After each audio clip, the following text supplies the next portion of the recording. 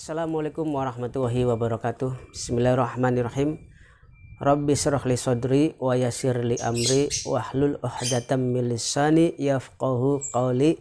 Amma ba'd. Allahumma sholli ala sayyidina Muhammad wa ala ali sayyidina Muhammad. Segala puji bagi Allah ya, yang senantiasa memberikan rahmat, hidayah serta kesehatan kepada kita semua. Juga kepada sedulur semua yang insya Allah selalu dalam keadaan sehat walafiat, dan semoga dilancarkan rezekinya, dimudahkan segala hajatnya, dan dikabulkan segala keinginan dan hajat kebutuhan Anda. Amin amin ya rabbal alamin. Sedulur, alhamdulillah kali ini saya bisa menjumpai lagi ya, karena mungkin udah 3 hari saya nggak upload video. Maklum banyak sekali kesibukan ya, yang nggak sempat buat saya syuting. Jadi kali ini alhamdulillah saya bisa lagi membuat konten tentang ya berbagai amalan hikmah, ilmu hikmah ya, ilmu gratis lah ya. Sedulur semua, mengenai ilmu hikmah ini banyak sekali yang bertanya ya, yang kemarin juga sudah saya bahas di live ya, tapi masih banyak yang bertanya juga bahwa apakah ilmu yang hasil dari olah batin ini, itu kan hasil dari wirid ini, dari amal ini, apakah termasuk ilmu kodam gitu kan, apakah nanti mengandung kodam yang ada timbal balik ya. Kalau menurut guru saya ya, bahwa ilmu ilmu kodam dengan ilmu yang hasil olah batin dari riyadoh ini, dari seperti puasa, wirid-wirid itu berbeda dengan ilmu kodam ya. Kalau ilmu yang saya biasa berikan kepada saudara semua yang untuk diamalkan, yang berupa wirid, zikir, itu termasuk ilmu yang energi ya. Jadi mengandung ilmu energi, jadi beda energi. Jadi kita melalui wirid ini, melalui riyadoh ini, timbullah energi gaib ya, energi secara gaib ya. Tuh. Dan energi ini bukan kodam ya. Artinya energi ini beda dengan kodam ya. Jadi energi bentuknya ya energi lah gitu kan, yang tidak bisa kita lihat gitu kan, dari bentuk energi itu bagaimana kan, kecuali orang-orang tertentu. Adapun khodam itu kalau dalam bahasa Jawanya dinamakan perewangan ya. Dan khodam ini biasanya harus kita tempuh dengan cara ritual-ritual tertentu ya, untuk mendapatkan khodam, ilmu khodam. Dan khodam ini biasanya bersifat ada timbal balik, karena ada perjanjian di situ ya, khodam itu. Jadi seumpama kita mau menggunakan khodam itu, maka khodam juga nanti minta sesuatu lah gitu kepada kita. Jadi intinya energi sama ilmu sama khodam itu berbeda ya.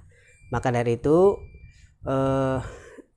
jika kita mengamalkan ilmu-ilmu yang berupa zikir itu, termasuk kita akan mengeluarkan energi dari kita ya, dari hasil olah batin kita.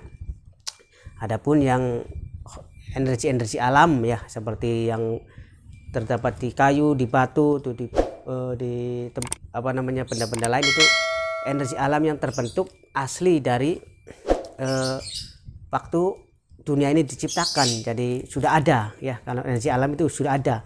Kalau kita menemukan energi alam yang ada di batu mulia atau batu akik gitu kan, itu termasuk sudah ada yang dari zaman dulu waktu pertama kali bumi ini diciptakan. Sedangkan kalau energi yang bersifat seperti untuk keilmuan tenaga dalam, untuk ilmu-ilmu lainnya, itu emang harus udah ada, tapi harus kita dapatkan dengan cara ya riyadoh ini ya, dengan cara wasilah atau perantara ilmu ini. Demikian seperti zikir dan wirid-wirid itu, seperti itu sedulur ya.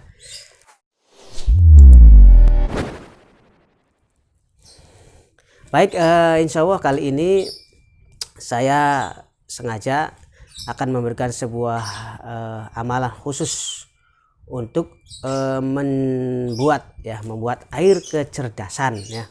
Jadi banyak sekali yang terjadi di sekitar saya juga banyak yang bertanya, kok kenapa sekarang itu anak-anak kita itu susah sekali ya untuk berpikir gitu kan, untuk belajar, untuk menangkap dan memahami ilmu-ilmu yang ada di sekolah maupun di rumah yang diajarkan oleh orang tuanya. Sedangkan zaman sekarang kan sangat membutuhkan untuk yang namanya persaingan. Kalau anak kita kurang cepat memahami ya, kurang cepat menangkap pembelajaran atau pelajaran dari sekolah, itu mungkin kita akan ketinggalan ya, dan sangat-sangat rugi sekali. Udah sekolah berapa tahun tapi pas keluar nggak bisa apa-apa. Itu banyak faktor ya, kalau menurut saya itu banyak faktor, di samping faktor mungkin kemalasan gitu kan, karena anaknya malas untuk belajar, untuk mempelajarinya, untuk berpikirnya. Bisa juga karena faktor lingkungan ya. Jadi biasanya awalnya waktu anak ini belum sekolah itu kan, biasanya banyak orang tua kita yang memberikan pelajaran pertamanya itu salah. Apanya yang salah? Saat anak itu baru mengenal dunia gitu kan, dunia sosial, dunia tentang benda-benda apa tuh, banyak sekali orang tua zaman sekarang itu memberikan pembelajaran pertamanya itu adalah memberikan teknologi seperti HP ya.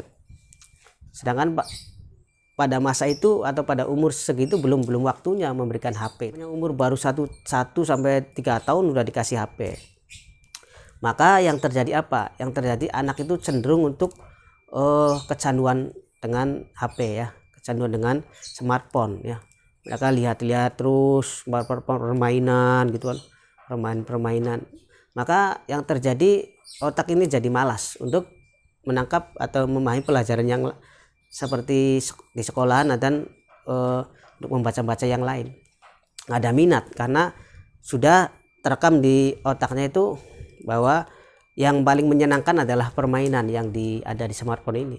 Maka dari itu orang tua harus cerdas ya, harus mengambil langkah yang bijak ya. Jangan sampai memberikan kesenangan kepada anak dengan tujuannya itu seperti itu, tapi sudah merusak otak dari si anak tersebut ya. Hati-hati ya untuk orang tua, mulai sekarang hindari seperti itu. Jadi kalau masih kecil, masih usia dini, usahakan langsung aja ya diberikan pembelajaran tentang mengenal apa itu sosial, dunia sosial, apa itu permainan yang baik, yang benar ya, untuk bermain yang baik, untuk melakukan aktivitas yang itu perkenalkan ya. Bisa juga diajari masalah ya ilmu-ilmu yang nanti akan diada di sekolah secara dasarnya. Dan untuk usia yang lebih matang, ada 3 tahun tuh bisa dimasukkan ke sekolah usia dini ya, itu bisa di PAUD, itu bisa ya tuh. Jadi jangan diempek, awalnya di cara bahasa Jawa sih diempek lah gitu. Diempek itu dikasih terus dengan kesenangan teknologi seperti smartphone itu ya. Maka otak kita nanti akan rusak ya, si anak tersebut. Jangankan anak kecil, orang tua juga, orang dewasa juga kalau sering-sering menggunakan HP yang bersifat hiburan itu terasa hilang semua yang namanya aktivitas lainnya. Itu sambil tidur, sambil apa saja, semua aktivitas kalian itu nggak mau lepas dari HP ya. Jadi demikian ya orang tua.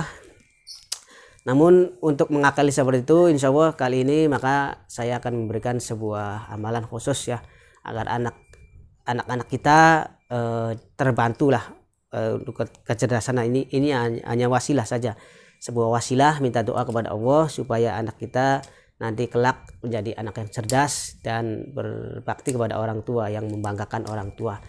Adapun amalnya sangat mudah sekali, yaitu nanti siapkan air putih ya untuk minum si anak nih. Setiap untuk minum si anak bisa di khususkan ya untuk minum si anak nih. Nanti air minum untuk si anak khusus, jangan dicampur dengan minuman yang lainnya. Satu di botol atau di teko yang khusus gitu biasanya anak minum. Silakan nanti di riado atau dibacakan ya pas pada malam hari, waktunya itu bebas ya, yang penting malam hari. Nanti lakukan dulu sholat hajat 2 rakaat ya, terus niatkan berdoa kepada Allah bahwa saya mau meniat membuat air kecerdasan ya, mudah-mudahan dikabulkan oleh Allah Subhanahu wa taala. Sehabis itu silahkan Anda baca basmalah atau bismillahirrahmanirrahim sebanyak 786 kali ya.